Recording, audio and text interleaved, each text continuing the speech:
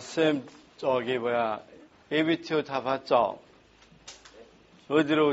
어느 지역으로 볼 건지 다 결정했죠? 어디로 볼 거예요? 경기도? 응? 자, 7, 8월 강의는, 단원별 문제풀인데, 거기 보다시피 강의 계획, 실라버스 보니까, 1주차 교육과정에서 어떤 순서로 보겠다고 쭉 나와 있고, 교재는, 얇아야 되죠? 두꺼우면 무조건 안 돼요.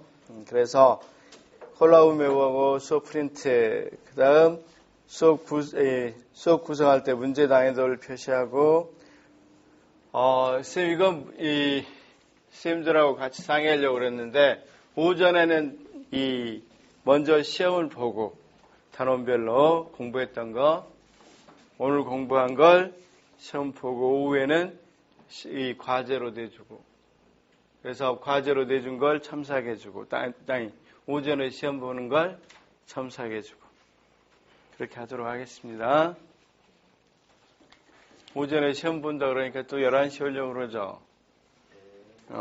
필요 안 돼요. 자, 그런 순서로 할 거고, 이제 문제 풀이반이니까 새롭게 무슨 말이 필요 없고, 직접 들어가서, 쌤, 두 번째 보니까 수업 의도가 나와 있죠? 지난 5년간 실시한 중등학교 교사 임용 후보자 선정 경쟁 시험이 교육학 논술에서 다룬 평가 내용에서 나와 있죠. 특히 어떤 거에서 주로 나왔다 그랬어요? 기출 보니까 교육 과정, 그쵸? 그다음 교육 방법 및 공학, 그러니까 수업. 그 다음 어떤 부분에는 빠짐없이 나왔어요? 평가. 우리가 교사가 교육하고 그 다음 어떤 거예요, 쌤? 합격하면 제일 힘든 거. 교무. 그래서 교육 행정.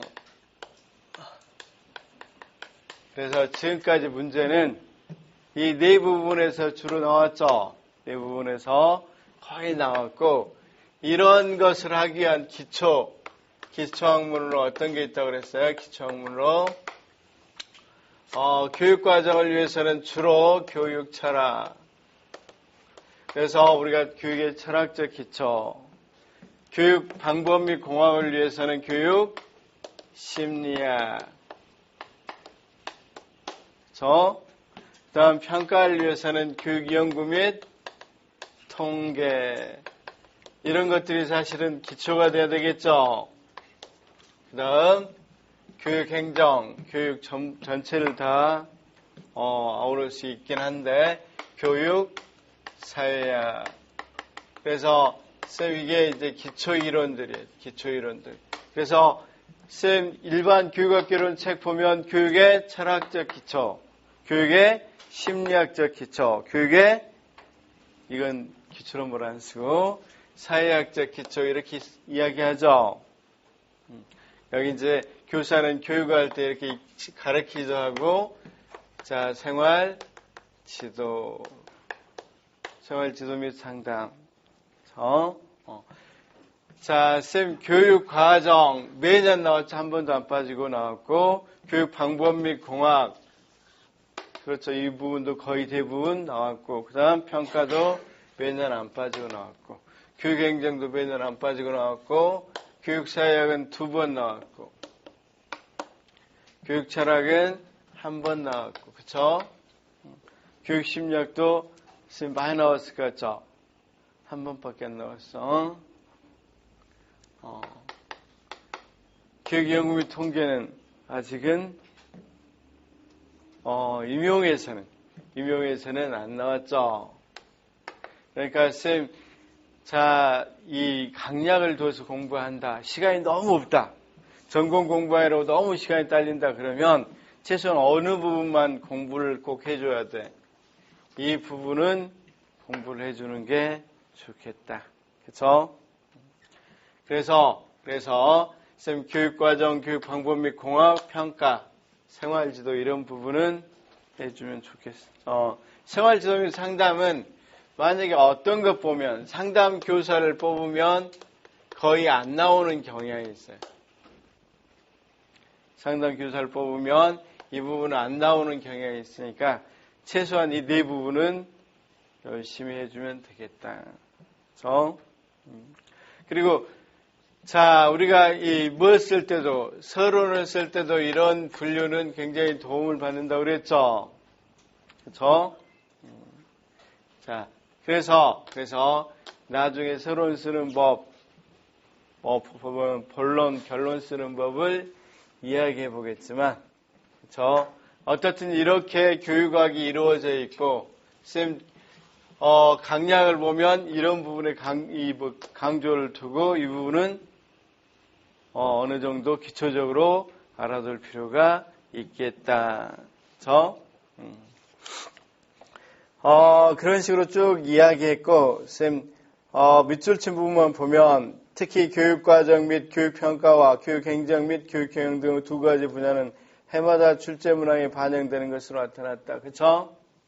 그래서 이쪽 두 부분은 항상 출제되는 거고, 그 다음 밑으로 내려가면 자, 앞으로도 교육학 논술 시험은 이해 및 역량 및 통합 중심의 교육과정, 핵심 질문 수업, 핵심 질문 중심 수업, 학생 참여 중심 수업과 과정 중심 평가, 정의적 평가, 학생에 대한 심리적 이해, 자유학기제에 기반에 드는 진로 교육, 교육 공동체 및 교육 거버넌스, 교사 리더십과 교사 전문성 확보, 교직 문화, 학교 정책 분석 등이 강조될 것으로 보인다. 한편 기출문항 특징들을 분석하면 지금까지 기출문항 보면 교육학의 여러 하위 영역에서 개별적으로 출제되지 않고 여러 영역의 주요 이론적 지식들을 적용해야 하는 복합적인 문항들이 출제되고 있다는 점. 그쵸? 그러니까 우리가 지금까지 출제되는 거 보면 한 부분에서만 출제되는 게 아니라 여러 부분이 다 들어가 있죠. 그쵸? 두 번째는 교육 현장의 실제 상황에 관한 문항들이 출제되어 이론과 실제 융합을 강조하고 있다는 점. 거의 대부분 보면 제시문은 다 실제 상황을 제시해 주죠. 셋째, 단편적이고 본질적인 지식이 아닌 실제적인 맥락에 기반한 심층적인 이해를 평가할 수 있도록 질문을 구조하였다는 점. 그리고 답안 평가 기준과 배점을 구체적으로 제시하여 출제 의도와 무관한 주관적인 해석을 배제하고자 하는 점. 그러니까 답이 딱 정해지게 어느 정도는 하고 있죠. 자, 그래서 이번 이 7, 8월 달에서는 지금 문제들이 딱 답이 떨어지는 문제보다는 옛날에는 그런 식이었는데 조금 애매한 거 있었죠. 그런 식으로 진행된단 말이에요. 작년에도 워커의 교육과정에 특징을 써라 그러면 우리 스님들이 다 외워서 장단점 써라 그러면 썼을 건데 필요한 이유를 써라. 또 이게 뭔가 다른 게 있는가. 이런 생각을 하죠. 그런 생각 안 했어? 그래서 그런 식으로 작년 초중에서도 자 인성교육에 대해서 통합하고 연계해야 되는 이유를 써라 이렇게 돼 있죠. 오늘 볼 건데 이런 식으로 문제가 어떻다 딱 떨어지는 게 아니다. 그럴 때 어떻게 써나갈 것인가, 어떻게 점수를 얻을 것인가 이런 부분에 중점을 두겠습니다. 그래서 자 이번 시간에는 어떤 부분과 우리가 기초로 해서 외웠던 것들 부분하고 두 번째는 응용 문제인데 사실 응용 문제는 뭐가 없어 답이 딱 떨어지는 게 아니라 또는 교과서에 나와 있는 게 아니라 우리가 알고 있는 지식으로 최대한 답에 가깝게 쓸 수 있도록 한번 해보자. 그럴 목적으로 7, 8월 강의를 진행하겠습니다. 그래서 일단 기초적인 것 쭉 한번 보고, 그쵸? 그 다음 어떻게 응용이 되는가 보도록 하죠. 자, 그 다음 선생님 어떤 게 있냐면, 최근에 선생님, 뭐가 있었었냐면, 4페이지 보니까, 자유학기제와 2015 개정 교육과정 정착을 위한 교원 양성 개선 계획이라고 2016년 8월 18일 날 발표를 했어요. 교육부에서. 거기에서 어떤 게 있다고 그랬습니까? 자유학기제와 교육과정 개정에 맞게 수업과 평가 역량을 갖춘 교사를 선발하기 위해서 교원 임용시험에 대해서 단계적인 개선 방안을 마련하고 그런 걸 시험에도 반영한다고 그랬죠. 그래서 구체적으로 거기 표까지 있죠. 그래서 우리 쌤들 전공에서도 조금 봐두시기 바래. 전공에서도 봐두시기 바래. 그래서 당분간은 2015하고 자유학기제 이 부분을 어떻게 하겠다? 잘 가르칠 수 있는 교사. 지금 현장에서는 2015 어때? 쌤.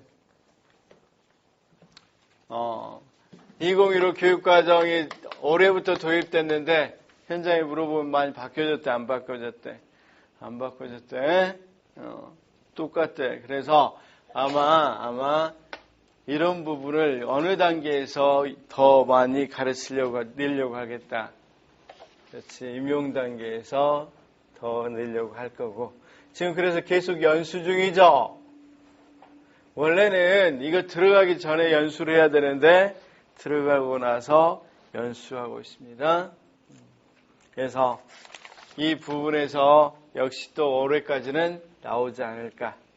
교육과정 부분에서는 그렇게 생각을 합니다. 또 이것과 관련해서 교육과정이 바꿔지면 교육 방법 및 공학이 바꿔지는 건 당연하죠. 그 다음 평가도 바꿔지는 건 당연하죠. 그 다음 여기를 뒷받침해 주는 게 교육행정이니까 당연히 교육행정도 여기와 관련돼서 바꿔질 걸 당연하단 말이에요. 그래서 그런 부분 최근의 경향을 좀 반영해서 문제를 출제를 해봤어요.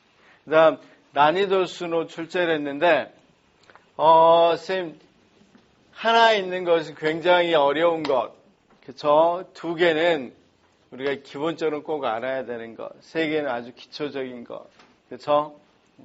그래서 오늘은 기초적인 건 거의 안 냈습니다. 왜? 어차피 다 할 거니까. 몰라요? 그래서 쌤 전공에서도 반영된다고 써져 있단 말이에요. 그래서 전공에서도 거기 보니까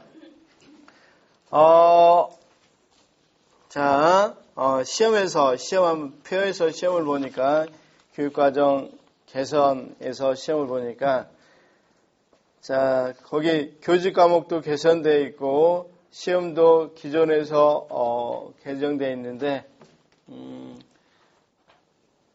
어디가 있지?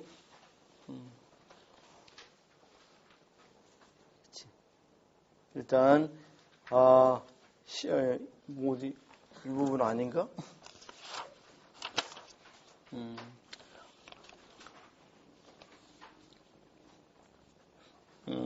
그렇죠. 교직 과목 개선, 그 다음 시험 개선이 있어야 되는데 이 부분이 좀 빠졌나봐. 어떻든 쌤 전공에도 이 주장의 이 부분이 적용되니까 전공 부분에서도 꼭 알아두시기 바랍니다. 자, 작년 이제 교육과정에서 보면 작년 시험에 이런 거 있을 때 작년 출제하시는 분 중에서 이 예비 교사들이 교육과정 총론을 한 번도 안 읽어본다. 그래서 총론에 해당되는 문제를 좀 내자. 그렇죠? 사실 이런 언급까지 했을 정도로 총론이 스님도 안 읽어보죠. 총론은 강론만 읽어보죠. 외우죠. 그래서 총론 부분이 나올 가능성이 있어서 이런 것까지 좀 대비를 해봤습니다. 그렇죠? 자, 쌤 이제 거기 6페이지를 보면 우리가 제일 어려운 게 뭐냐면 공부를 할 때 지금 범위가 너무 많으면 100% 너무 많은 걸 하려고 그러면 100% 실패죠. 나올 선택과 집중을 해야 돼. 나올 만한 것만 공부를 해야 된단 말이에요. 그럴 때 제일 영역을 정하는 부분이 어디라고? 기출문제. 기출문제고, 자, 여기 이것과 같이 각 공청에서 영역을 밝혀놨다고 그랬죠. 출제 영역을. 그런 부분을 보고 하시면 되겠다. 그쵸? 자, 그래서 교육과정은 어디에서 출제될 건가를 거기 6페이지에 쭉 나왔는데 밑에 있는 교육평가 영역을 제외하고 위쪽에 50%에서 교육과정의 이해, 교육과정 개발 및 설계, 교육과정 실행 및 평가 세 부분으로 나눠진다는 거죠. 그렇죠? 지금까지 기출문제에서는 선생님 어떤 게 나왔어? 어디에 해당되는가 봐봐. 1회 때는 잠재적 교육과정 나왔어. 잠재적 교육과정. 잠재적 교육과정 이게 나왔으니까 쌤 당연히 교육과정의 이해 부분에서 그쵸? 어떤 거? 두 번째는 교육과정의 다양한 유형과 수준 및 측면 이걸 물어본 거죠. 두 번째는 백워드 나왔어요. 백워드는 두 가지 어디에서 나왔냐면 거기 보다시피 어디에도 들어갈 수 있어. 우리나라 교육과정의 현행 교육과정의 특징에도 넣을 수도 있고, 그쵸? 교육과정 개발 모형에 넣을 수도 있죠. 교육과정 개발 모형 두 군데 걸쳐서 나왔고, 세 번째 나온 게 경험 중심 교육과정이죠. 학문 중심, 경험 중심 교육과정 이 두 가지 다 나왔는데 그건 교육과정의 이해 영역에서 두 번째 영역이죠. 세 번째는 어떤 게 나왔다 그랬어? 쌤, 세 번째 그렇죠. 조직원리. 조직원리는 교육과정 개발 및 실제에서 보니까 교육과정 내용 및 학습 경험, 조직 이렇게 돼 있죠. 여기서 나왔습니다. 그렇죠? 작년에는 어디서 나왔어요, 쌤? 워크 모형. 그쵸? 따라서 교육과정 설계 및 개발 모형에서 나왔죠? 그래서 거의 6문제 중에서 3문제는 교육과정의 이해에서, 3문제는 교육과정의 개발 및 실제에서 나왔죠? 그러면 쌤이 어디서 나올 확률도 있어요, 이제? 교육과정 실행 및 평가. 그쵸? 이 부분에서 한 문제가 나오든지, 영역별로 표시를, 각 선생님들 출제할 때 문항카드를 만들기 때문에 각 문항카드에다가 어느 영역인지를 표시를 해줘야 된단 말이에요. 치우치지 않게. 따라서, 이런 부분 보면서 선생님들도 전공도 한번 보시면 돼.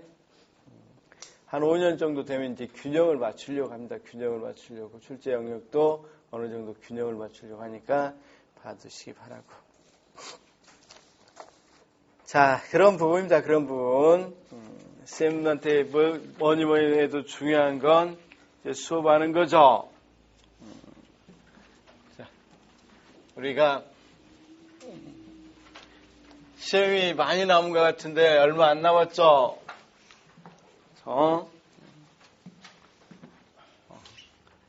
150일?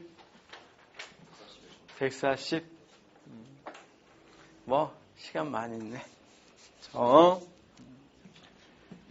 자, 쌤, 그래서 교육과정, 우리 쌤들이 교육과정 한번 전체적으로 정리를 쭉 한번 해보고, 그쵸? 그리고 모든 걸 한 권에다 정리하시기 바랍니다. 가면 갈수록 쌤 이제 시간도 없어지고 전공도 할 것도 많고 그러니까 이것조차도 부담입니다. 이 정도 두께조차도 부담이 됩니다. 쌤 나중에 보면. 네? 그래서 모든 걸 여기다 집어넣어 놓으시기 바라고. 자, 교육 과정에 있어서는 쌤이 어떻게 나눌 수 있다 그랬어?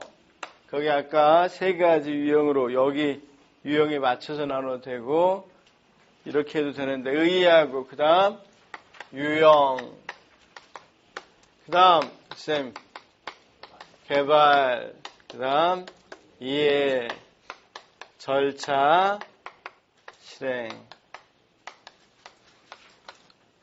이제 이건 쌤 기억나요? 1년 됐죠 이제 6개월 넘어서 이렇게 가물가물 자, 의의에서는 우리가 핵심적인 질문이 있었고 그 다음 어떤 게 있었어요? 여기 핵심 질문 넣었네. 자, 그 다음 관점 다 우리 스님들 다 느껴지는 거죠. 어떤 관점? 보수적 관점 그 다음 진보적 관점 급진적 관점 자, 유형에는 시기별로 그 다음 시기별로 볼 수 있고 그 다음 그렇죠 영역별로 볼 수 있고 그래서 또 뭐 측면으로 볼 수 있다고 할 수 있고 그러면 시기는 교과 중심 그 다음 경험 중심 학문 중심 인간 중심 그 다음 통합 교육과정 그 다음 영역은 표면적 그 다음 잠재적 그 다음 영교육과정 그래서 이런 식으로 어느 정도는 머릿속에 들어있어야 됩니다. 개발 부분에 있어서는 쌤 처방적인 것으로 타일러 모형 그쵸? 그 다음 쌤 타일러 타바 조금 이따 구분해 주겠지만 타일러 우리는 지금 타바는 여기다 안 넣었죠? 타바 그 다음 스킬백 그 다음 뭐가 있었어요? 워커 그 다음 수기모형 그 다음 여기 우리 책에는 여기가 이제 유형에서 넣는데 원래 이거 백워드도 모형이죠. 백워드 그다음 역량 중심 다 여기다 들어갈 수가 있겠고 자 이해에서는 쌤 어떤 거라 그랬어요? 이쪽은 재개념주의라고 그랬죠. 재개념주의니까 주로 너무 다양하기 때문에 학자 중심으로 알아둬야 되는데 누구 파이너나 애플, 아이즈너 그렇죠? 그 다음 절차에서도 시험이 나왔는데 절차는 어떤 절차들이 있었어요? 머릿속에 놓으면 목표에 대한 것 그쵸? 목표에 대한 것은 쌤 딱 알아보면 먼저 어떤 게 있어? 행동 목표 그쵸? 그 다음 이런 행동 목표에 대한 비판과 대안 그 다음 행동 목표 비판과 대안이 있고 그 다음 뭐가 있어? 2015의 교육 목표 그쵸? 또는 목적 2015의 교육 목적은 뭡니까? 핵심 역량 그쵸?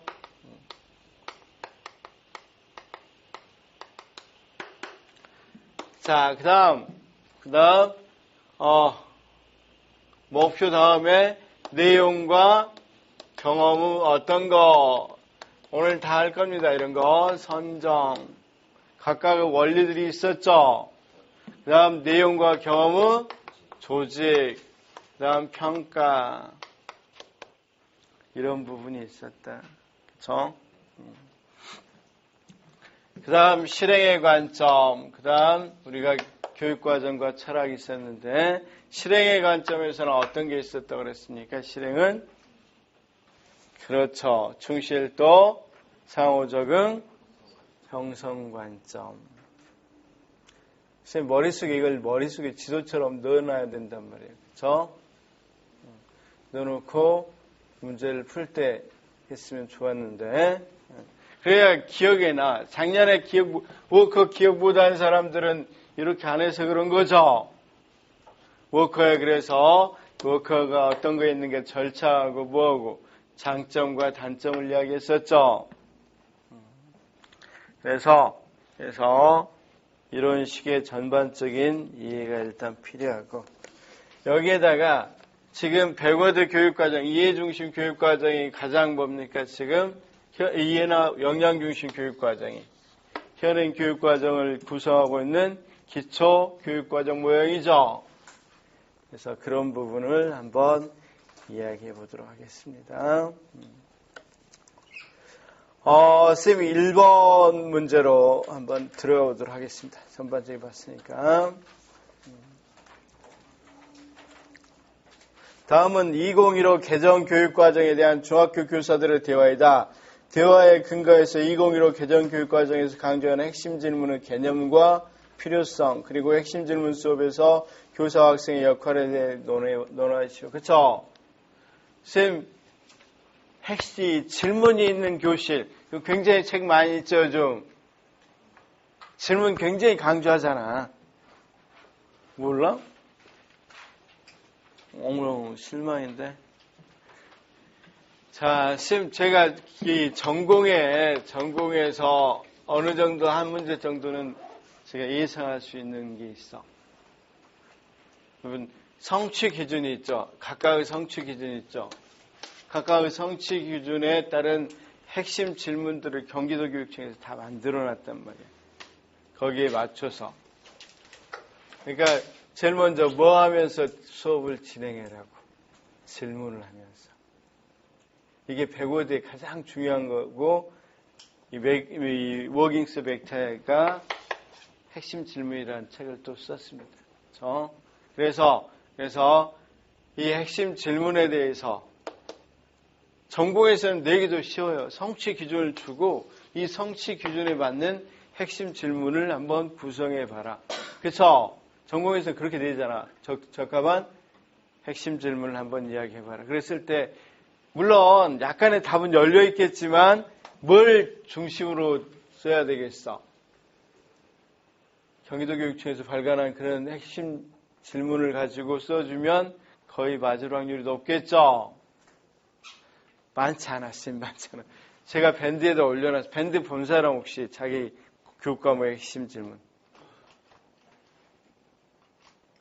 교육과목 핵심 질문 봤어요? 안 봤어요?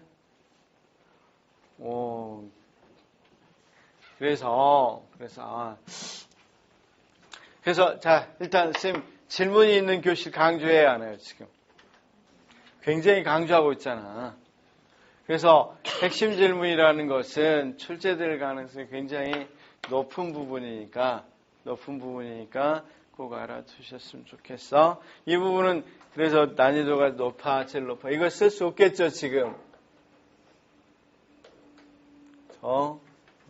그래서 거기 제시문에다가 일부러 쌤 책은 경향을 좀 반영해서 했으니까 제시문 한번 읽어보겠습니다.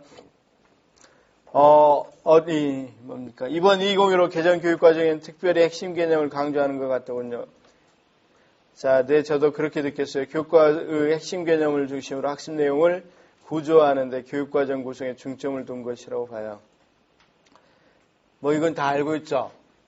2015 개정 교육과정의 기반이 되는 교육과정 기저이론은 이해중심 교육과정입니다.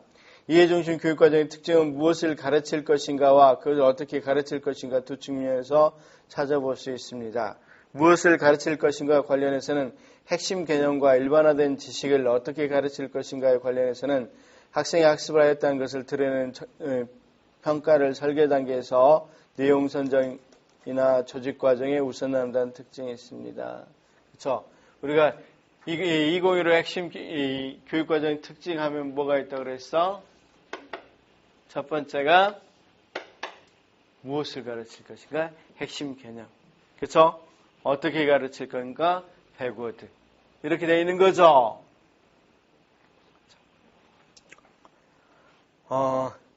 그렇군요. 그런데 2015 개정 2015 교육과정에서 성취 기준 그리고 핵심 개념, 핵심 질문 등의 개념들이 정확하게 어떤 관계에 있는지 잘 모르겠습니다. 2015 개정 교육과정에서는 교과별로 핵심 개념과 일반화된 지식을 선정하고 핵심 개념, 일반화된 지식, 내용, 요소, 기능으로 교육 내용을 구조화한 후 이를 기반으로 뭘 구성한다고? 성취 기준을 구성합니다. 이제 뭔 말인지 알겠죠? 즉 교과의 성취 기준은 교과를 통해 학생들이 배워야 할 지식과 기능 및 태도 총체로서 학년별 학습으로 기대되는 결과를 의미합니다. 성취 기준이 학습으로 기대되는 결과라면 핵심 질문은 학습으로 추구해야 될 목표라고 할 수 있습니다. 맥타이와 맥켄스가 제안하고 있는 이해중심 교육과정의 설계에서는 기대하는 학습 결과를 먼저 확인합니다. 학생들의 학습 활동을 통해 어떤 결과에 도달하였느냐가 아니라 어떠한 결과에 도달하기 위해 어떤 활동을 하느냐에 초점을 두는 것으로 영속적인 이해를 중시합니다. 이해를 하였다는 것은 설회적, 황공자의, 그쵸? 6가지 증명이 가능한 것으로 이러한 이해에 도달하기 위한 방법으로 핵심 질문을 제안하고 있습니다. 무슨 말인지 알겠죠? 그래서 핵심 질문이 어떤 의미를 갖는지, 왜 중요한지를 좀 봤단 말이에요. 그쵸? 저도 지난주에 이해중심 교육과정을 창안한 맥켄스와 유긴스의 핵심 질문이라는 저서를 읽었습니다. 이 책에서는 핵심 질문으로 학생들의 핵심적인 지식을 깊이 이해하도록 교육할 것을 제안하고 있습니다. 학문내 또는 학문과는 중요한 개념 그리고 그 개념을 생산하는 능력인 기능을 탐구를 통해서 학습하도록 하는 핵심 질문 중심으로 수업을 실행하라는 것이었습니다. 핵심 질문 수업을 위해서는 어떤 것이 필요합니까? 먼저 학생과 교사의 역할에 대한 변화가 필요합니다. 뭐 이렇게 썼죠? 그래서 자, 그러면 쌤 지금 여기 봐봐. 우리가 무엇은 다 밝혀져 있어. 핵심 개념, 일반화된 지식, 내용, 기능 다 밝혀져 있고 이걸 연결한 게 성취 기준 다 밝혀져 있죠. 그럼 교사가 해야 될 첫 번째 작업은 뭐야? 이걸 가지고 이제 어떻게 가르칠 것인가니까 제일 처음에 어떤 걸 하면서 들어가야 된다? 질문을 던지고 핵심적인 질문을 던지고 가야 되겠죠? 그걸 핵심 질문이라고 그래. 그러니까 각각의 성취 기준에 핵심 질문들이 있겠어 없겠어? 성취 기준에 맞는 핵심 질문. 제발 공부 좀 해줘봐. 전공에서 핵심 질문 나오면 또 이게 뭐야 하고 더 후회하지 말고 전공의 핵심 질문 분명히 뭐 한다. 핵심 질문 분명히 나옵니다. 이거. 왜냐하면 내년에 쌤들이 교육사가 돼서 그 성취 기준을 가르쳐야 되는데 교육과정 규칙으로 성취 기준을 가르쳐야 되는데 핵심 질문을 던지고 가야 되겠죠. 만들어야 되고 그걸 그래서 이게 가장 중요하니까 제일 먼저 개발해 놓은 거란 말이에요. 핵심 질문을. 그치? 한번 믿어봐. 제가 신뢰할 수 있는 소스에서 받아온 거니까 한번 꼭 믿어보고 선생님 거기 자기 전공의 핵심 질문만 봐. 뭐 다른 거 핵심 질문 볼 필요 없겠죠? 자, 그래서 핵심 질문이라는 게 뭔지 이렇게 개념을 쓰고 왜 필요한지 핵심 질문 수업에서 교사와 학생의 역할에 대해서 논의라고 그랬으니까 4가지 정도만 4가지 정도만 알아주면 되겠죠. 핵심 교육학에서는. 그래서 다시 한번 2015 교육과정을 한번 그려봐라. 그러면 어떻게 하겠어? 자, 쌤 2015는 쌤 핵심 개념 무엇을 가르칠래? 핵심 개념을 그쵸? 핵심 개념을 좀 더 일반화된 게 일반화된 지식이고 이걸 요소로 표현한 게 내용이고 그쵸? 그 다음 이걸 구조화시켜 놓은 거죠. 이렇게 지식 기능으로 이걸 쭉 연결해 놓은 게 뭐야? 성취 기준이죠. 이걸 문장화 시켜놓은 게 성취 기준. 이런 성취 기준을 통해서 우리가 뭘 기르려고 한다고? 그렇죠. 핵심 역량. 그럼 핵심 역량을 이렇게 기르려고 한단 말이에요. 물론 교과의 핵심, 교과서에서는 각 교과서는 교과의 핵심 역량, 이런 교과 핵심 역량들이 모아서 뭐가 되겠어? 총론의 6대 핵심 역량이 될 거란 말이에요. 그렇죠? 그래서 자 이렇게는 다 구비되어 있는데 쌤 우리가 처음 가르칠 때 들어갈 수 있는 핵심 질문 이 부분은 안 돼 있었단 말이에요. 그래서 그런 것들을 지금 개발하고 있는 과정에 있고 그게 중요하다는 거야. 아주 쉬운 말로 이 핵심 질문은 어떤 거냐면 그래서 뒤에 자 우리가 답으로 쓸 것만 만약에 나오면 답을 쓸 것만 좀 봅시다. 19페이지 봐봐.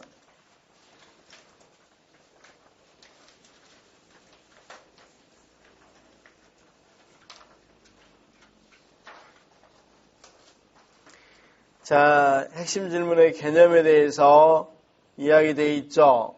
핵심 질문의 개념에 대해서 이야기되어 있습니다. 핵심 질문은 꼭 한번 읽어보시기 바래. 자, 핵심 질문의 특징은 맥타이어 워깅스는 뭐라고 이야기했습니까? 해나의 최종적인 답이 없는 개방형이다. 사고를 촉발하고 지적으로 몰입하게 되며 종종 토론과 논쟁을 유발한다. 분석, 추론, 평가, 예측과 같은 고차적인 사고를 요구한다. 과목 안에서 중요하고 다른 분야까지 적용 가능한 생각을 유도한다. 부가적인 질문을 제외하고 추가적인 탐구 활동을 촉발한다. 단지 답만이 아니라 정당한 근거와 지지를 요구한다. 시간이 지나면서 질문이 되풀이되는 것으로 핵심 질문은 거듭해서 반복될 수 있고 반복되어야 된다. 핵심 질문은 세월이 흘러도 변하지 않는 보편적인 기본적이며 근원적인 질문을 의미한다. 핵심이란 건. 자, 그 다음 밑에 보니까 핵심 질문은 학문의 근간을 이루는 개념과 원리를 탐구하는 질문이다. 그쵸? 이거 조금 해서 연결시키면 되겠죠? 자, 그리고 뭘 포함하는 질문이어야 되겠어? 뒷장에 넘어가서 보니까. 자, 핵심 질문은 학습을 통해서 궁극적으로 탐구하고 이해하고자 하는 핵심 개념을 포함하는 것이다. 그쵸? 그래서 이제 정리해서 써보면 이런 거야, 쌤. 핵심 질문이 뭐냐면, 쌤 혹시 이에치카가 쓴 역사란 무엇인가? 이거 들어봤어요? 안 읽어봤어요. 들어는 봤잖아. 물어봤어. 그럼 역사 문제에서 가장 중요한 게 도대체 역사란 무엇인가? 그럼 굉장히 핵심적인 거잖아. 지금까지도 계속 반복되잖아. 변하지 않고 반복되죠. 역사 공부하는 사람들은 역사란 무엇인가라는 것은 계속 뭐다? 반복해서 질문할 수밖에 없는 거죠.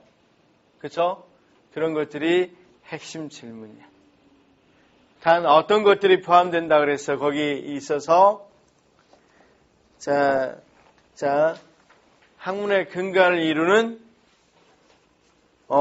개념이나 원리를 탐구하도록 돼 있고 핵심 개념을 포함한다고 그랬죠. 그래서 핵심 개념을 이야기할 때는 반복적, 변화하지 않는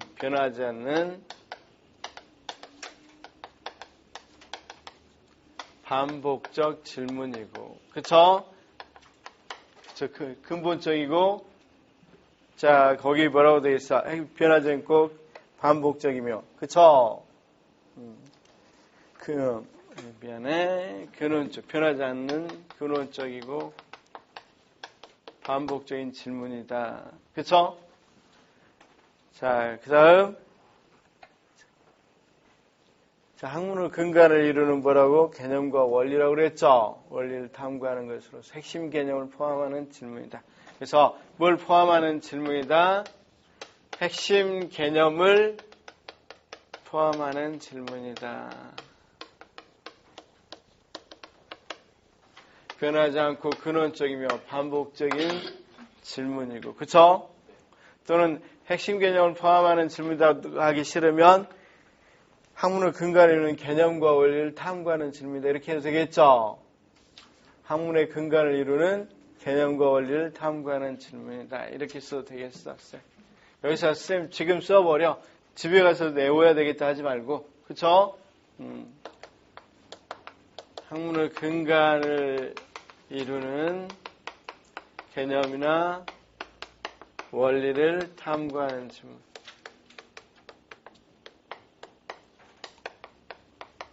이게 조금 더 포함할, 그 다음 이게 조금 더 나을 것 같아. 자, 변하지 않고 근원적이며 반복적인 질문으로서 학문의 근간을 이루는 개념이나 원리를 탐구하는 질문을 말한다. 그쵸? 핵심 개념.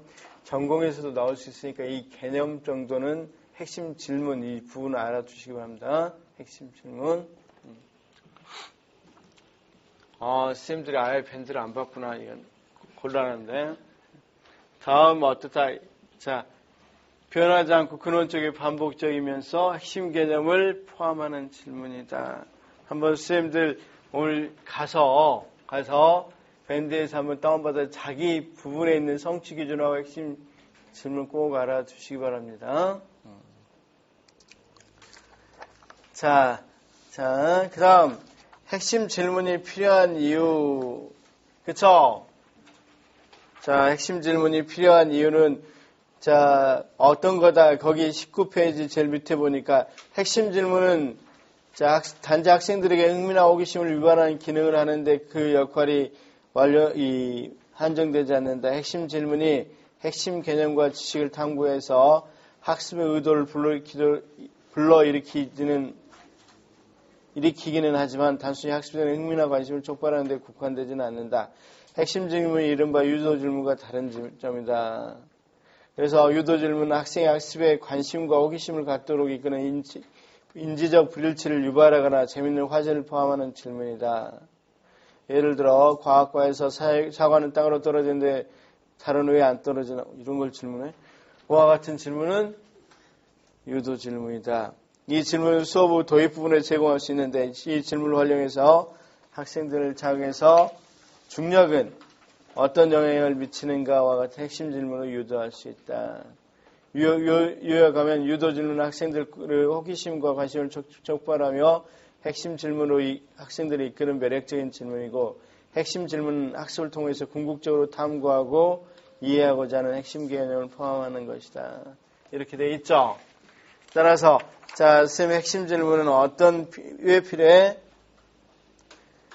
자, 거기 두 번째 줄 한번 써봅시다. 왜 필요하냐 그러면 자, 선생님 거기 보는 것처럼 핵심 개념과 지식을 탐구해서 학습 의도를 불러일으키는 것이기 때문에 그쵸? 자, 왜 필요하냐 그러면 자, 핵심 개념 맞구나. 핵심 질문이 필요한 이유는 그쵸? 왜 필요하다고 그랬어? 우리가 핵심 개념을 탐구할 수 있도록 이끌어주기 때문이죠. 그쵸? 다시 핵심 개념을 탐구할 수 있도록 이끌어주기 때문에 필요하다. 이렇게 이야기해야 되겠죠?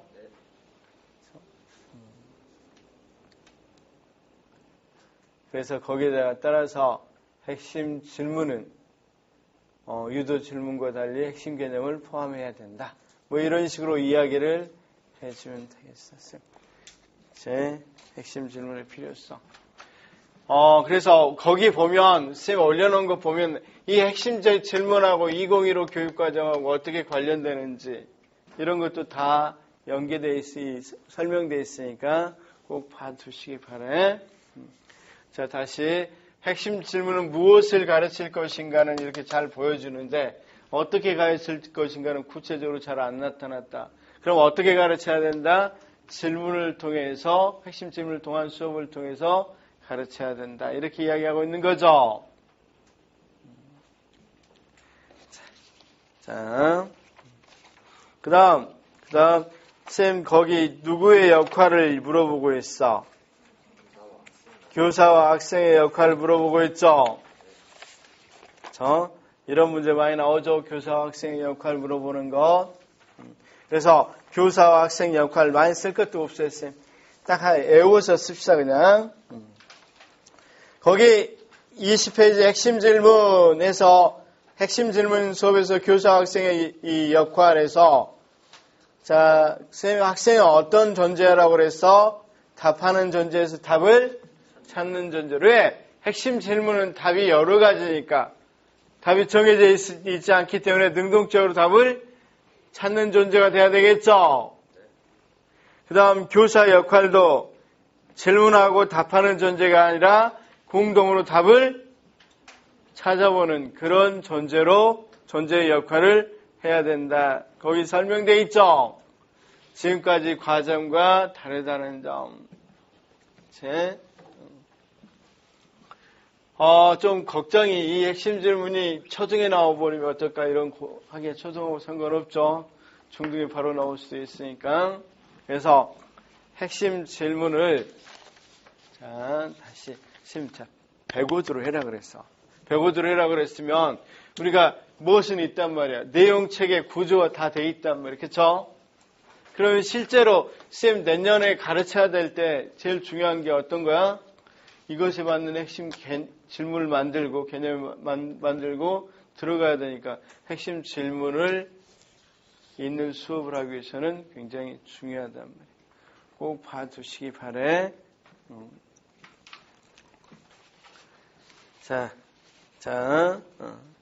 두 번째 문제를 조금 보면 쌤 2015 교육과정 자유학기제 당분간에 나올 것 같으니까 한번 보면 2015 교육과정에 대한 교사 간의 대화이다. 1515 교육과정에서 강조하는 핵심 개념 중심의 교육내용 재구조화 및 학습량 적정화에서 핵심 개념을 설명하고 최근 우리 교육의 문제점과 관련해서 핵심 개념 중심의 교육내용 재구조화 및 학습량 적정화가 필요한 이유 두 가지를 제시하시오. 이렇게 나오죠? 그렇죠? 자, 일단은 이 문제는 핵심 개념을 설명해라 그랬으니까 핵심 개념에 대해서 우리가 이야기해 볼 수 있어야 되겠죠? 그래서 제가 이것 때문에 냈어. 쌤, 지금까지 총론을 안 읽어본 사람, 총론의 해설서, 이런 게 나와 있으면, 교육과정이 적용되고 나와 있으면, 이런 부분은 한 번쯤 읽어봐야 되겠죠? 근데 우리 쌤은 강론은 읽어봤죠? 강론에서는 해설서까지 다 읽어봤죠? 총론의 해설서를 안 읽어본다고 그래서 작년에 이걸 내차 이런 논의가 있었었나 봐. 그쵸? 그랬더니 이런 것 때문에 배제됐대. 그거 2016년도에도 2017년? 2017년 시험에서도 주로 교육과정 전체적인 부분 냈으니까 이번에는 실제 현장에서 학교에서 개인차나 그 학교가 개인차가 좀 심했고 다른 학교보다 흥미나 이런 것들이 많이 낮았죠. 학업성 지수도 낮았고 그런 실제 상황을 적용해서 풀 수 있는 문제를 냅시다. 그렇죠? 또 하나 정례 수기교육과정이 원래 수기교육과정은 대규모 프로젝트에 적용되는 건데 요즘은 교사학습 공동체가 있다 보니까 수기과정이 학교에서도 있을 수 있겠어 없겠어. 옛날에는 수기과정은 큰 교육과정 만들 때 서로 공청회도 하고 여러 가지 수기를 하지만 학교에서는 시간표 짜는 게 다였거든. 근데 지금 교사학습 공동체 같은 게 형성되면서 혁신학교 같은 경우는 새로운 교육과정을 만들려고 서로 간에 많은 이야기하고 수기를 하죠. 그래서 이런 수기가 더 중요하다는 입장이 강하게 제기돼서 이걸로 문제를 냈다고 그러니까 일단은 총론에 해당되는 부분을 한번 이야기해 봅시다. 그래서 한 번만 읽어봅시다. 총론에 해당되는 이 부분. 지금 21페이지 한번 보면 핵심 개념 중심의 교육 내용 구조화 및 학습량 적정화 교육과정 총론 해설서 보니까 2015 교육과정 구성의 중점. 선생님 처음 이렇게 보는 거죠, 지금. 총론에 이렇게 나와 있어. 자, 인문사회, 가번에 뭐라 그랬어, 쌤? 인문사회 과학 기술 기초 소양 교육을 한다는 거죠. 기초 소양 교육을 강조했고, 자, 학생의 진로와 적성한 진로에 따른 선택 학습 강화하고, 교과의 핵심 개념을 중심으로 학습 내용을 구조화하고 학습량을 적정하여 학습의 질을 개선한다. 이렇게 돼 있죠. 이 부분이 또 쌤 새롭게 기억가도 그렇지만 나도 새롭게 들어온 거고, 심들 교과학습에서도 많이 나와 있고, 그쵸? 다 교과 특성에 맞는 다양한 학생 참여형 수업을 활성화해서 자기주도 학습력을 기르고 학습의 즐거움을 경험하도록 한다. 학습 과정을 중시하는 평가를 강화하여 학생의 자신의 학습을 성찰하도록 하고 평가 결과를 활용하여 교수 학습의 질을 개선한다. 교과의 교육 목표, 교육 내용, 교수 학습 평가 및 평가 일관성을 강화한다. 이런 내용이 다 어디에 있었어요? 총론에 있는 거죠. 자, 특성화고등학교 이건 놔둡시다 그냥. 이게 제일 앞에 지금까지 2015 교육과정에서 가장 강조하는 강조사항이야. 구성의 중점사항. 그래서 쌤 거기 두 번째 나와 있는 교과의 핵심 개념을 중심으로 학습 내용을 구조하고 학습량을 적정화해서 학습의 질을 개선한다고 되어 있죠. 2015 개정 교육과정에서는 교과의 영역별로 소수 핵심 개념을 선정하고 이를 중심으로 학습 내용을 재구조함으로써 학습량 적정화를 이루고 깊이 있는 학습이 이루어지도록 하였다. 교육 내용 적정화는 그동안 여러 차례 교육과정 개정에서 지속적으로 강조되어 왔으나 주로 내용의 양과 수준을 조정하는 차원에 국한된 경향이 있었다. 2015 개정 교육과정 교육 내용을 단순히 기계적으로 감축하는 방식에는 교과의 근본적인 아이디어, 즉 핵심 개념을 중심으로 교육 내용을 구조하여 학습량을 적정화하고 학습 경험치를 높이고자 하였다. 이렇게 되어 있죠. 이와 같은 교육 내용 구조화는 각 교과의 구조를 중심으로 학습 내용의 다양한 내용들의 관련성을 파악하여 큰 그림에 대한 이해를 획득할 수 있게 한다는 점에서 이점을 지니고 있으며 교과 내 지식과 기능, 교과 내 영역 간, 교과 간 학습 내용 연결성을 드러내어 창의 융합형 인재를 기르기 위한 융합적 사고 개발을 가능하게 한다.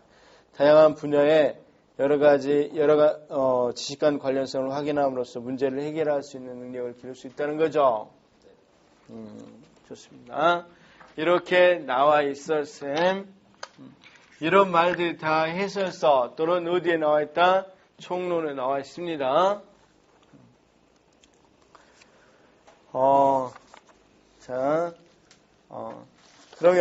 그러면 일단 그 다음 핵심 개념이란 게 뭔지 거기 나와 있죠.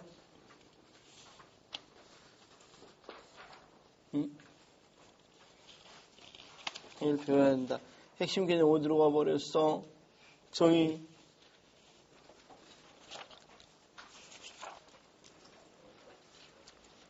핵심 개념은 정의가 어디로 가버렸네?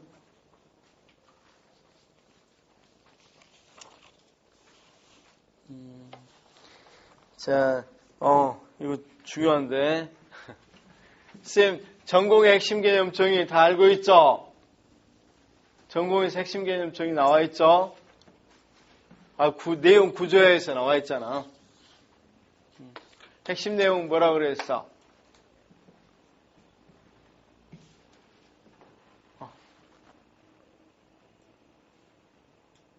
안 외웠어? 핵심 개념. 핵심 개념이 뭐라 그랬어? 교과가 기반하는 학문의 가장 기초적인 자, 그렇죠. 쌤 핵심 개념은 어떤 거라 그랬어? 우리가 일반적인 교과에서의 기본적인 또는 핵심적인 아이디어나 원리, 그쵸?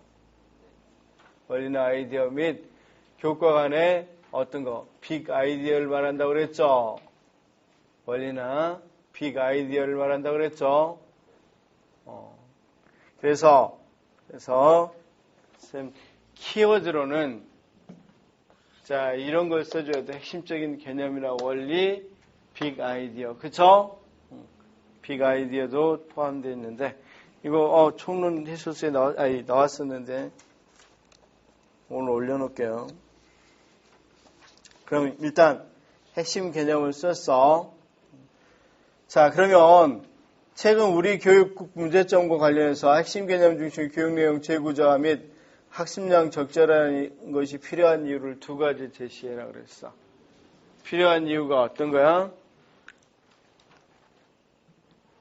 자, 다시 최근 우리 교육의 문제점과 관련해서 핵심 개념 중심의 교육 내용 재구조화 및 학습량 적정화가 필요한 이유 두 가지를 제시하라.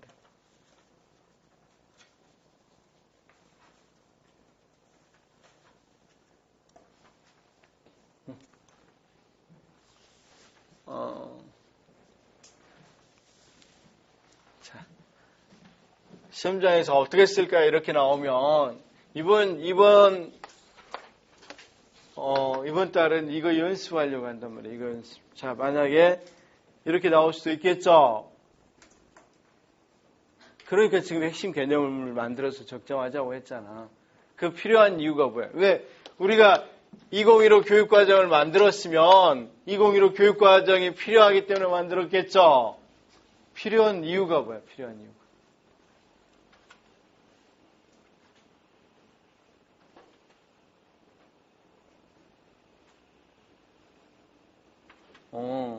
쌤 또 가서 필요한 이유 쓰면 글짓기 하고 오겠네.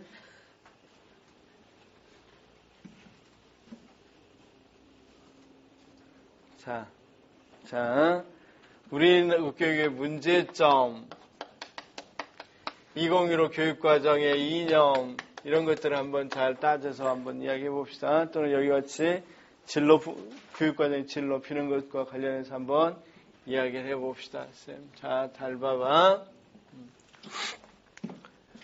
우리 교육의 문제점은, 자, 역시 미국에도 마찬가지지만, 쌍둥이 과실이라고 그러죠. 우리 교육의 문제점 첫 번째 봅시다. 첫 번째, 어떤 건 나가기에 급급해? 진도 나가기에 급급하죠. 그래서 피상적 이해야, 심층적 이해야. 피상적 이해. 그쵸? 이런 이해를 가지고는 아까와 같이 창의융합형 인재를 키울 수 있어 없어?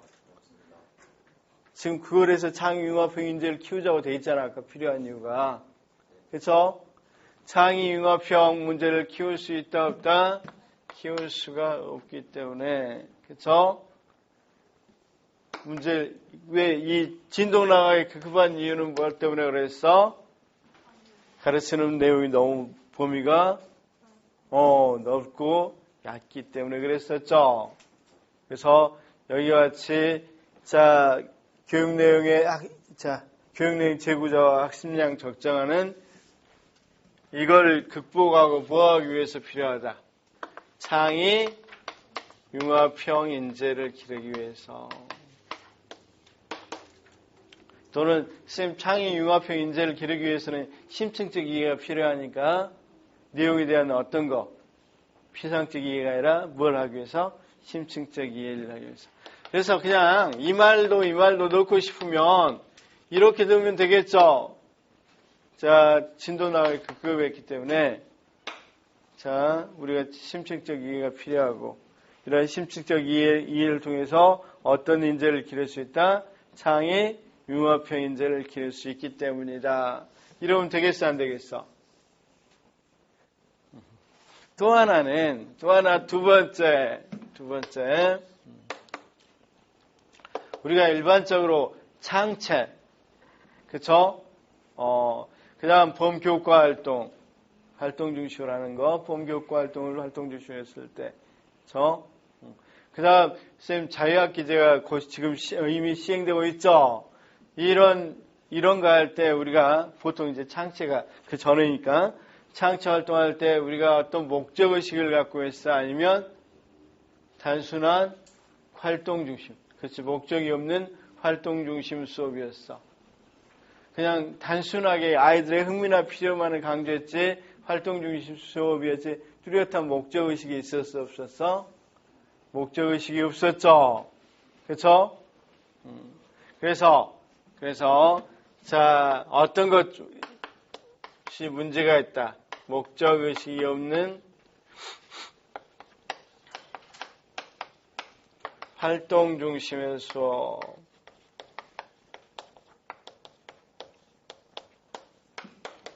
이런 것들이 문제가 있겠죠. 그렇죠? 그래서 자, 쌤 여기 아까 이야기한 것처럼 그래서 교육과정 재구조와 뭘 통해서? 학습 적정화를 통해서 우리가 어떤 걸 기를 수 있어? 실제적 문제 해결력을 기를 수 있다고 그랬어? 없다고 그랬어?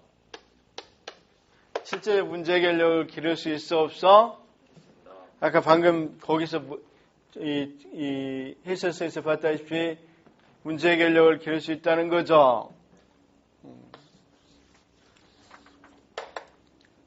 자, 그래서 지금 이런 식으로 문제가 나왔을 때 우리가 뭐 한다?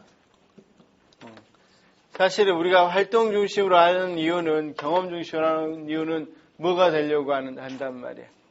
실제적 문제를 해결하기 위해서 경험 중심 이런 것도 활동 중심으로 많이 하죠. 그런데 지금까지 창치 활동 같은 경우는 뚜렷한 목적의식 없이 어떤 활동으로 이루어졌어. 그냥 학생들의 흥미나 필요만 강조하는 단순한 활동으로 이루어졌죠. 그런데 교육과정을 적정하고, 그쵸? 또는 재구성하고 학습을, 내용을 적정하면 뭘 이룰 수 있어? 실제 문제를 해결할 수 있는 거죠. 교육과정을 재구성한다는 건 통합적으로 구성한다는 거니까 통합적으로 구성하면 뭐가 될 수 있어? 실제적 문제 해결력을 기를 수 있어? 없어?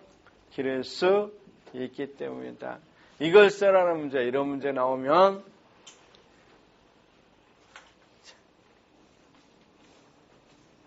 첫날부터 머리가 너무 아파? 곤란한데. 그래서 우리가 작년에 이 초등이 망한 이유가 뭐였어요? 초등에서 사람들이 망한 이유가 전혀 예상하지 못해. 답안에 잘 안 나와. 우리가 애기 뭐 한다? 할 것 같은데 답을 쓸 수 없는 문제. 인성교육을 왜 통합하고 연계해야 되는지. 애들이 써라 그러니까 뭐 애매하잖아. 그치? 물론 왜 통합해야 되느냐 이렇게 하면 그렇죠. 우리가 통합교육과정 정의를 본다든가 장점을 통해서 유추해 볼 수 있겠고 왜 지역사회와 연계해야 되느냐 그러면 또 역시 어느 정도는 예측할 수는 있겠죠. 인성교육은 실천을 통해서 실현되는 거니까 어떤 거 학교의 지식과 생활 속에서 실천이 일치하기 위해서 그런 거죠. 그래서 암과 실천, 행함의 일치 이런 것들이 연계의 필요성이다. 이렇게 써줘야 되는 거죠. 그래서 쌤 작년 초등 문제는 점수대가 거의 11, 12점대가 되었던 이유가 뭐야? 원래 초등은 다 18, 19죠. 근데 11, 12점대가 된 이유가 답이 애매해서 저렇게 없을 때. 근데 초등 문제 막 무엇에 어떠함에도 불구하고 비난이 많았음에도 불구하고 잘 냈다는 평가를 받고 있단 말이에요. 근데 중등은 너무 변별력이 없었다는 논란이 많으니까 사실 이런 식으로 갈 확률이 있어. 우리 중등 문제도 물론 답이 정해진 게 몇 개 있긴 했지만 일본 같은 것은 꼭 답을 완전히 정했다보다는 약간 비틀어서 냈죠. 그래서 이런 식으로 앞으로 낸다면 다음 같은 문제를 내면 우리 쌤 이 총론에 있는 내용인데 잘못 냈다고 말할 수가 있겠어 없겠어? 총론 해설서에 있는 내용인데 잘못 냈다고 말할 수가 없겠죠. 네? 그래서 그런 식의 문제를 좀 풀어보는 연습을 할 생각이야. 그래서 만약에 쓴다면 이렇게 쓰면 되겠죠? 어떻게 쓰면 되겠어? 문제점은 첫째, 그쵸? 문제점을 고려해서 필요한 이유는 첫째, 지금까지 우리나라의 교육이보다 진도나가게 급급했고, 그래서 피상적 이해에 머물렀는데 그 이유는 교육 내용이 너무 광범위했고, 그쵸? 국가교육과정 그대로 이행하는 것. 제 초점을 뒀기 때문이다. 그래서 학습 내용과 이 교육과정의 재구조화 및 학습력 적정화로 적정화를 통해서 심층적 이해가 가능하고 이러한 심층적 이해를 통해 창의융합형 인재를 키울 수 있도록 하기 위해서 필요하다. 필요한 이유를 쓰라 그랬습니다. 그렇죠? 두 번째는 해서 쓸 수 있겠죠? 자, 우리가 교육과정을 재구성한다는 건 그대로 시행하는 것보다는 훨씬 목적의식을 생각하겠어, 안 하겠어? 그냥 위에서 해라 그러면 큰 목적의식 없이 그대로만 하겠죠? 창체활동이라 그러면. 그런데 만약에 창체활동을 한번 재구성해라 그러면 어떻게 되겠어? 제일 먼저 모여서 성취 기준이 뭔지 보고 이걸 위해서는 어떤 게 해야 될 건지 목적을 먼저 봤잖아. 보고 이렇게 쭉 이야기할 수 있겠어, 없겠어? 그러니까 당연히 뭐가 있는 수업이 됐어. 목적 있는 활동이 가능하고 이를 통해서 실제적 문제의 해결력을 높일 수 있기 때문이다. 이렇게 쓸 수 있겠어, 없겠어? 대답을 안 해. 이런 식의 문제를 내려고 했었나 봐. 지난 작년에. 그렇죠? 그런데 그것보다는 모형 이론적인 부분을 조금 하자 그래서 워크 모형으로 바꿨나 봐. 자, 어쨌든 쉬었다가 그 다음 문제를 해보도록 하죠.